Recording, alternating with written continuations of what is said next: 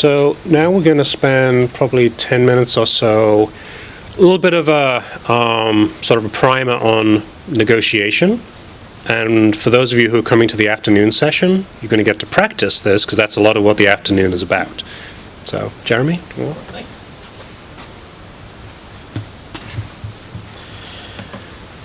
So, as Grant, we've been talking, it sounds a lot like, it's almost like a relationship or marriage counseling or conversations you have with your kids where, you're in a relationship and you come to vendor negotiation. So this is almost like, okay, now we're getting serious. Now we've got to have a counseling session. And so, the things that we're going to go through is kind of the basics, some of the styles of negotiation, some suggested frameworks that you can think about. And, if you go to Amazon and type in negotiation books, you'll come up with, well over 3,000 different books. So there's a lot of material, there's a lot of information out there. So hopefully this will kind of hit the highlights of, from a vendor and state perspective, how do we really enter into these negotiations? But before I jump into it, so just kind of the basics, when you define negotiation, it's a communication between two parties or two organizations, each with their own interests, each with their own objectives, each with what they're trying to accomplish as part of this project and as part of this discussion. And so in the negotiation process, what you're trying to do is find a way to come to a mutually satisfactory, common objective. And I think that mutually satisfactory outcome is important because if one side wins, and we'll get into this in some of the styles of negotiation, you could win and roll over your vendor, and that's great, but you're not necessarily going to then get better service from that vendor over the long term. And so you have to find a way to try and work together, before you kind of hit the nuclear option of, well, this just isn't working out, we're going to have to terminate the contract. I mean, that's the last option, and you really don't want to go there. You want to try and work with the vendor along the way. So when you think about, what is a successful negotiation? Again, it's that mutual satisfactory type of discussion. You have a common objective. And so the things that go into preparing for a successful negotiation from your perspective, I think, the preparation and planning, and to Graeme's earlier points, he who has the most documentation wins. So it's that preparation all along the way that's really critical. Setting the tone, so the communication open, honest, making sure you're talking on a regular basis. So just show of hands real quick, how many of you that are managing vendors, which I think was most of you, have at least monthly meetings with the senior project manager? Okay, what about weekly? Okay, and do you find that those are helpful, or are they too often, too administrative, or? No, definitely helpful. I mean, if we don't have much to talk about, we chat about the weekend, but having a set weekly meeting allows us to bring up things we even forget, and then just in our conversation, it's like, oh, wait a minute, yeah, there was something there. Yeah, and depending on the size, complexity, and nature of your project, you may, weekly may be appropriate, maybe monthly, maybe bi-weekly. In the experiences I've had, I think your point is right on. Having a dedicated time where you have an opportunity and it's a placeholder on the calendar, because everybody's busy, everybody's running a million directions, and if you try and are always trying to find, well, we got to talk about this when an issue happens, it's kind of too late. You need that set time, so it's just as issues start to bubble and arise, you can take care of them right then and there. So again, that's something, in that communication, you want to have a set period of time, and if it takes 5 minutes because you don't have any issues, great. Then you can spend a few more minutes getting coffee or something and catching up on other things. Another important part is understanding the leverage. So what are the objectives? What are the ends? And what is each party trying to get out of this discussion and relationship? And I think the other things that we've talked about maintaining trust and fostering a team environment are really important. And then finally, applying good business judgment. So what's in the best interest of the project? What's in the best interest of your organization in terms of getting this? And I think a scenario like what we're going to go through this afternoon, where you put yourself in the vendor's mind set so you can understand, is actually a good thing, because then you learn to think, okay, they do have quarterly profit motivation. So learning how the other party is motivated and why they're doing things helps you understand why they're behaving a certain way, and then how you can use that to arrive at a common objective. So preparing for negotiation. you've got to understand what the issue is. And hopefully in these kind of routine, regular conversations, you're identifying these leading indicators of, whether there's schedule slippage, where there's a decrease in quality of deliverables. And so you're talking about those things as before they're major disasters, they're just, little issues that you have to work that are going to be part of any project implementation that you're going to have to do. So, but when you're in that negotiation phase, so this is when you're having the meeting with the vendor, and it's a kind of a formal sit down. You need to go into the meeting prepared with examples of, okay, this is a scheduling issue, or there were concrete examples of deliverable quality not being up to speed, and coming in with those examples and saying, this is what I meant, this didn't what I, when I read this, there were grammatical spelling errors, or when you deployed this system, there were a lot of coding errors and things like that, and we found, and then it took you 3 weeks to fix them, and all of that should have been done in the testing phase. So coming in to the discussion with those examples, so it's not just an esoteric conversation, is really, really important. And then it also, and it's not just to pound on the vendor, but it's also to help them understand, this is what I mean when I say the quality wasn't there, or the timing wasn't there. We agreed this, and you came, the deliverable wasn't ready for another week. So having those examples helps them understand your thinking, so that they can serve you better, and that's also the other objective here. So the other part, documentation, gathering as much information, examples as you can is incredibly helpful in arriving at a successful resolution. And so, just kind of concepts around negotiations, 3 different criteria for a good negotiation. It's reasonable, meaning both sides are happy. It's not, personal. It makes sense. They're efficient, so you can get through it fairly quickly, come to a resolution as quick as you can. And not only does it not damage the relationship, but hopefully it enhances it. So when you can have those open, honest, hard conversations with your vendor as you would in your personal lives, it helps strengthen the relationship because you've worked through a challenging issue. So now, the next challenge is not going to be as hard because you've established a mechanism and a way for addressing complex issues. So before I move to the next slide, I just want to ask, any examples of from you all where you've been in the process of executing a contract and you've had to do kind of a formal negotiation discussion, or kind of a performance improvement discussion with any of your vendors. I mean, some of the topics that I've seen are usually around scope change, cost increase, performance lagging a little bit, or personnel changes. Any examples from you all? Where we had folks doing training development, and you could see the progress of the work, but only at a certain point. So after a couple weeks, having to speak with the lead and subsequently the staff about the quality of the work. Right. So as you were watching those training products get developed, you could start seeing that they're not quite up to speed. Yeah. To the quality that we would expect. And I think that's great. If you can nip it in the bud, and within a few weeks. And over assuming you have 6 to 9 months to a year, that's a good aggressive time frame. Dealing with that issue early is right on. Yeah, Rob. And negotiating, sometimes when you're in a situation where you're trying to express something is actually part of the contract and not a change order. And that play back and forth. That's a really interesting topic of discussion, and I've both in terms of being a vendor to a government entity, having that same discussion, and then one other issue that we haven't quite touched on, but having multi-tier vendors. So if I'm a prime contractor and I have subs, or so how do you have those discussions where it's maybe not your staff, but the companies that you've hired to do a specific piece of the project, are not providing the service you need. So think about that, because that's a whole nother layer. But you do have to keep in mind that your relationship is with that vendor, and how they deal with their subs usually is, your responsibility is to explain to the vendor, and it's the vendor's responsibility to then solve the problem. I mean, there are contracts or projects where you might have, multiple vendors, somebody's doing the technology, some doing testing, and then you might have to have more of a group negotiation if you're seeing things break down along the lines. So that's another complexity that you all are fortunate to deal with in your line of work.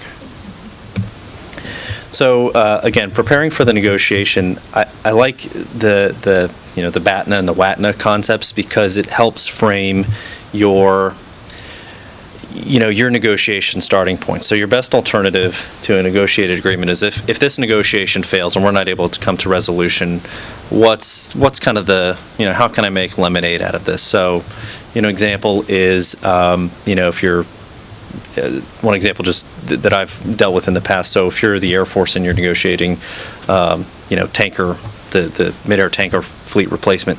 So if it doesn't work, you can either retrofit the old tankers, or you can, find another way of getting fuel to planes. The WATNA, the worst alternative is, what's the worst outcome that could happen? Okay, if I can't figure out how to renegotiate with my vendor, planes or cars don't get fuel, and that's not going to happen. That's not an acceptable answer. So I really need to work hard to make sure this negotiation is successful. So having these kind of upper and lower boundaries when you're going into the discussions is very useful, because then it'll kind of teach you it'll let you know how hard you need to work to make this successful. So the goals of the negotiation, go in, you've documented all the issues, you have some concrete examples. When you actually sit down with a vendor, you can talk about root causes. Okay, well, maybe get a little bit of understanding for what's going on, why is there schedule slippage, why is there quality lagging, and then work with them to figure out, okay, so we've talked about the issues, you the vendor understand what I'm saying, we've kind of gotten to that point, so now let's talk about fixing the problem to make sure it doesn't happen again, or courses of action to resolve the issue. So are they going to add another layer of quality control in there? You can kind of make that, and that can be on the vendor if, quality control and deliverable acceptance is part of the contract, and that's on them to figure out how to do that.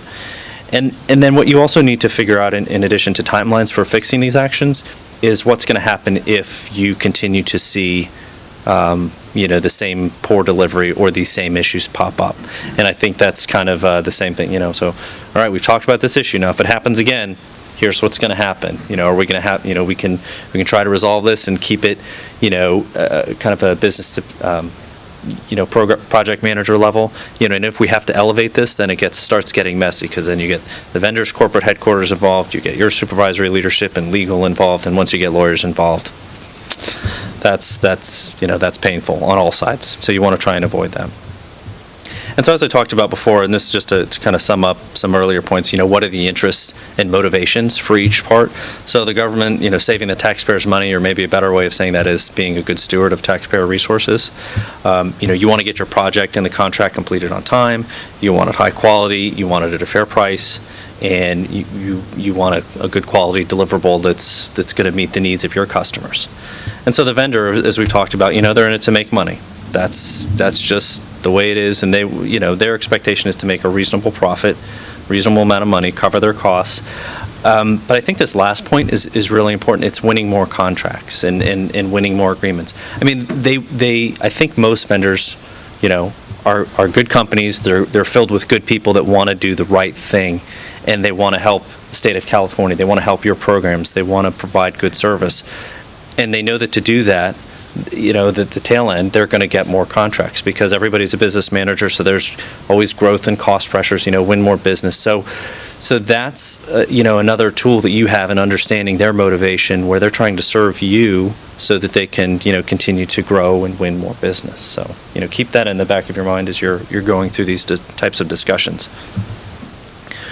Another framework, so we talked about the BATNA and WATNA, and this is from cost negotiation, but you can easily think about this kind of zone of potential agreement for, something like timeliness, or even staffing personnel numbers.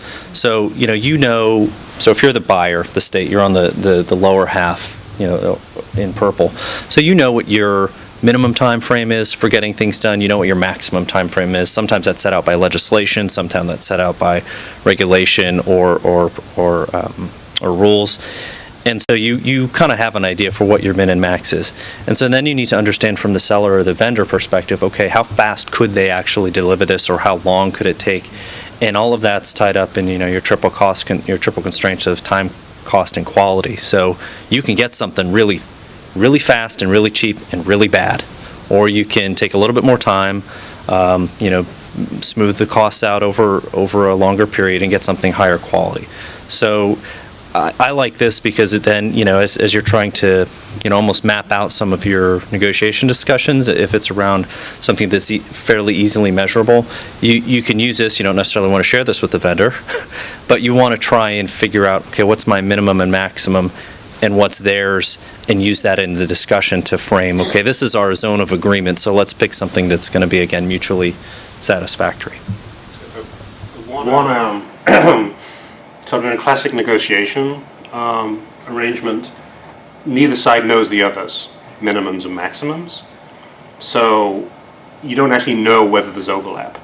If there is no overlap, like if your minimum is greater than their maximum, you should not be able to come to an agreement because there is no overlap. But that's usually not the case. Usually there is some kind of overlap, but you just don't know where it is. And that's sort of the whole point of the negotiation effort, is trying to feel each other out. But where is your maximum, where is your minimum, and where's our lineup? Where can we meet, in the middle or somewhere in that box. So I'm going to run through this pretty quickly, just different styles of negotiation. Again, there are lots of books and lots of approaches to this, but you basically can have, a point-based negotiation, which is, I have the things that I want, you have the things that you want, and I'm going to get as much as I can without giving up as little as I can, and then that's just how you just kind of go back and forth. But what I think is a successful negotiation, particularly in a services or large project where you're going to have an extended relationship, it's an interest-based negotiation where you can almost have this conversation with the vendor. So, what are your interests? What are their interests? Okay, what do we have in common? We both want this project to be successful. We both want to deliver an innovative solution that will change the way something is done, because vendor gets credit for creating something new. You get credit for being the lead of a new project that's very successful. So then you can kind of go through, identify your interests, and then maybe see, okay, where can we develop options and standards for evaluating these options, so that we know, okay, if we need to do X, Y, and Z, this is how we do it, and these are the merits or detractors for each of these options. And then you come to a negotiated settlement and reach a mutually satisfactory resolution.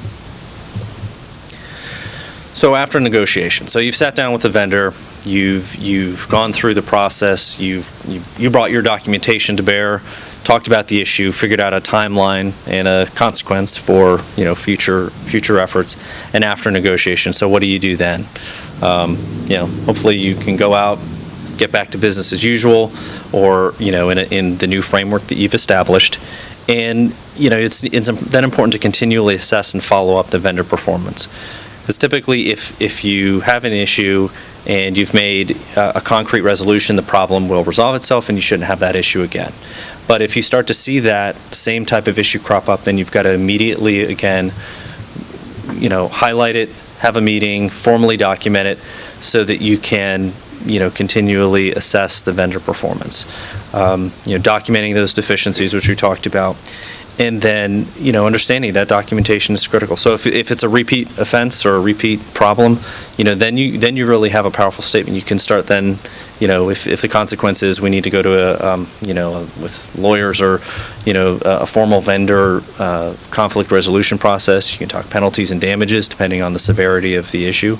All of the documentation that you've had in highlighting multiple repeated issues and your efforts to resolve them, at a much lower level are going to put you in a much better position to ensure success. But again, that's in the worst case. What you're really trying to do is just make sure that you're in regular communication, you're following up, and even, the last one, the good performance reviews. So as you face issues, which you will, and you successfully resolve them, communicating that successful resolution to both the vendor's management as well as yours, I think goes a long way. Client kudos to vendors is, that's a motivating tool. Vendors, we love that. And we immediately send that off to the CEO of the company and say, look what my client is. So that's a great carrot to have. We've talked about a couple of the sticks that are in your arsenal. So, think of that as a carrot, even when you resolve a problem. And sometimes, sending an email or formal communication saying, we had an issue, I worked with Graeme, the project manager, and he was great in resolving the issue, and I appreciate the, support of, the vendor company, helping to make sure that this project is a success is a really powerful thing that you have at your control, which, again, it's an email. It's fairly, doesn't cost you anything except a little bit of time. So I think both positive and negative reinforcement is really important. So with that, I will turn it back over to Graeme. Thank you.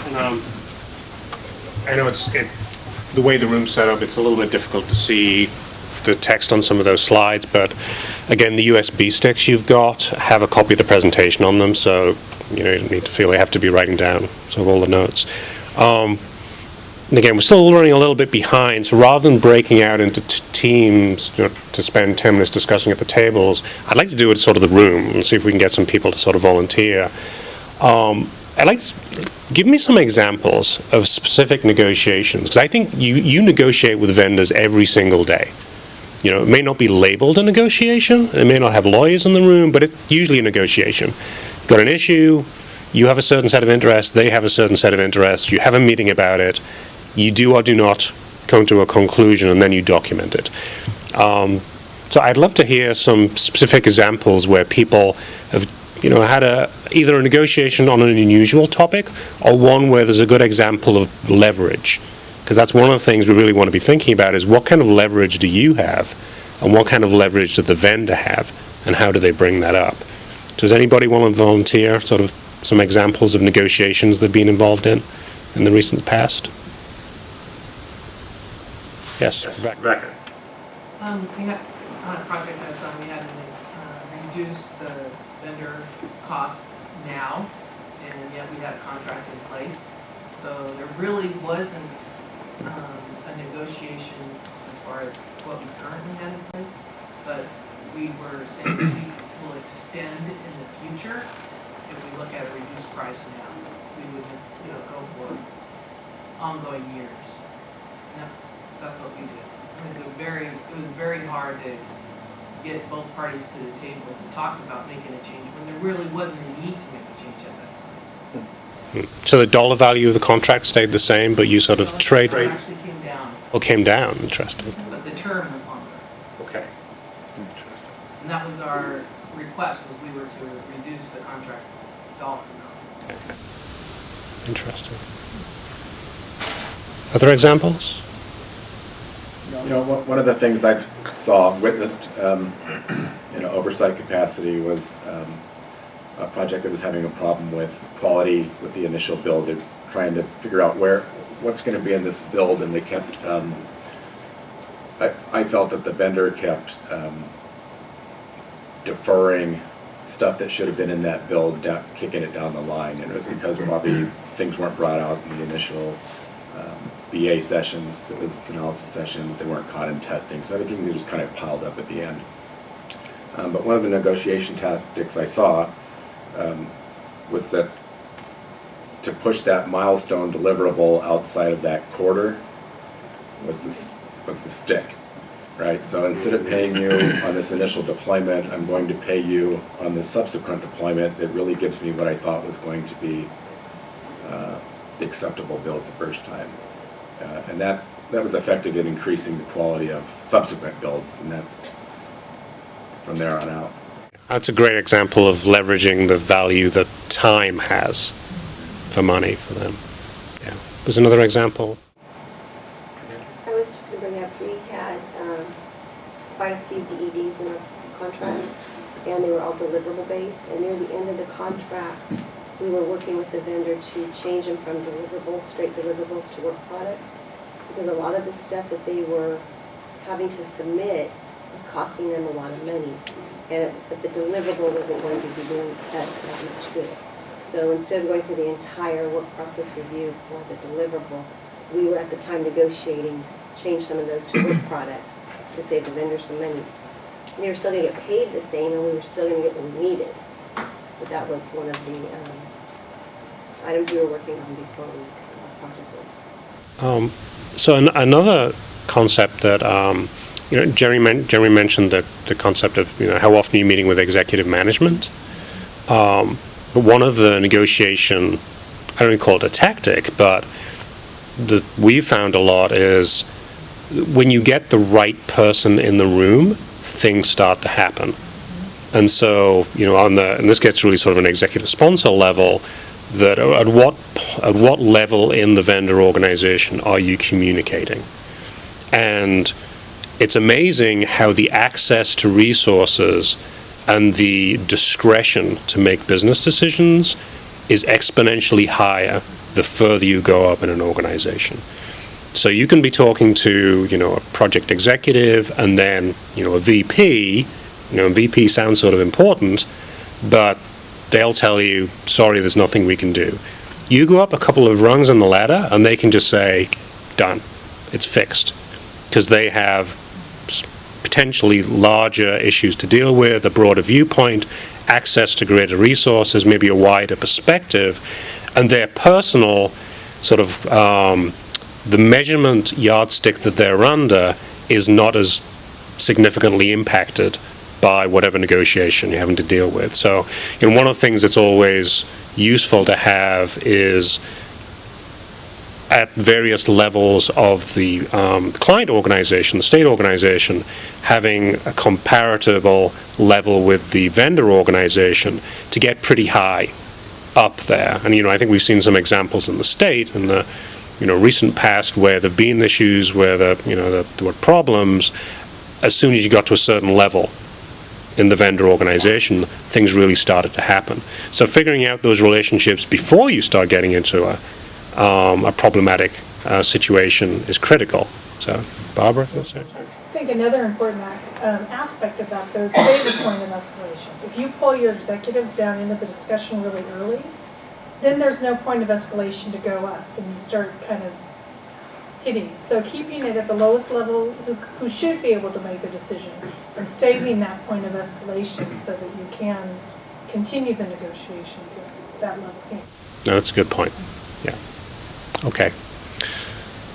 So, sort of summarize where we've been. Some of the key themes: vendor management, it's an art and a science. We talked a little bit about tools and techniques, DEDs and so on, but a lot of the stuff we talked about was really about the relationship, and honesty and trust, and how do you deal on an individual and a team level. Big concept, contract is a two-way commitment, so you need to know your obligations as well as the vendors, and they're just as important. Reward honesty. The more you can get into an honest and transparent relationship, the better it's going to be for everybody. What we're going to do in the afternoon session, for those of you, I think most of you are coming to that, it's not going to be a PowerPoint presentation. What we have is 2 case studies. And so what we're going to do is try and leverage some of this material where in your tables you'll be breaking up into 2 teams. One team will basically role play government clients, the other team will role play vendor clients, and then we'll swap so you both get to do both. And we've created 2 scenarios which are, I think, realistic in terms of things that happen on projects. And there's no right or wrong answer to them, but I'm hoping people can have fun with it and exercise some of these thoughts. And I particularly play the role of the vendor, and try and respond to the incentives and constraints that the vendors are under, and just see how it shapes the conversation. So that's the plan for the afternoon. And again, please take the placemats and the USBs with you. The USBs have some tools as well as a copy of the presentation. So are there any questions, points people want to bring up before we break? All right. Well, thanks, everybody. Thank you.